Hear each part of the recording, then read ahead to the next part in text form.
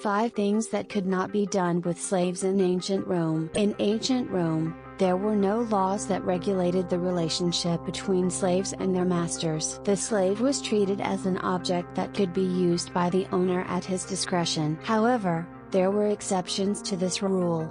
In some cases, a contract was concluded between a slave and his master. This happened if a person sold himself into slavery to avoid starvation or to get a job available only to slaves. For example, only a slave could be a personal secretary, or if a child was sold by his parent. In addition, a contract could be concluded when reselling a slave if the previous owner did not want the new owner to treat him badly. The contract could have included 5 standard prohibitions on the treatment of a slave.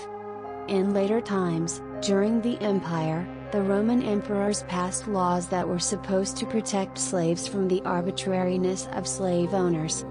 These laws also contained similar prohibitions on the treatment of slaves, which applied to all Roman slaves. The first of the possible prohibitions that could be included in the contract was the prohibition of forced prostitution, ne serva prostituta. The owner of the slave was obliged not to sell her to a brothel or not to hand her over to force her into prostitution. This prohibition applied to all Roman slaves already in the time of Emperor Hadrian the 2nd century AD. Later, laws were passed in Byzantium that expanded the interpretation of this prohibition. The masters of the slaves were not allowed to force them to play musical instruments or theatrical performances. This is due to the fact that actresses in Rome had a low social status, as well as brothel workers, and forcing a slave to an acting career meant putting her good name in danger. The second standard prohibition was the obligation not to use a slave for heavy work. For example, in quarries or on latifundia. Labor on farms was considered one of the hardest.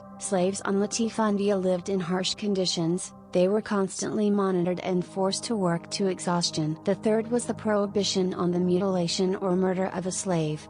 In the 2nd century AD, Emperor Antoninus Pius gave slaves the opportunity to hide from particularly malicious masters in temples. If a slave could prove the fact of unjustified ill treatment of him, then he became the property of the Roman state and became a public slave. Such slaves were used in various municipal jobs, such as laying roads, building buildings, etc. The killing of slaves without permission was prohibited under Emperor Hadrian, but even earlier, in the I century BC, 2 laws were passed limiting the arbitrariness of slave owners. The law of Petronius, adopted in 67 AD, forbade the persecution of slaves by wild animals in the circus arena for entertainment purposes. The law of Claudius, promulgated in 47 AD, gave freedom to slaves whose masters did not provide them with treatment and care in case of illness. Under Emperor Constantine in the 4th century AD, the murder of a slave by the master was equated to ordinary murder and was punishable by law.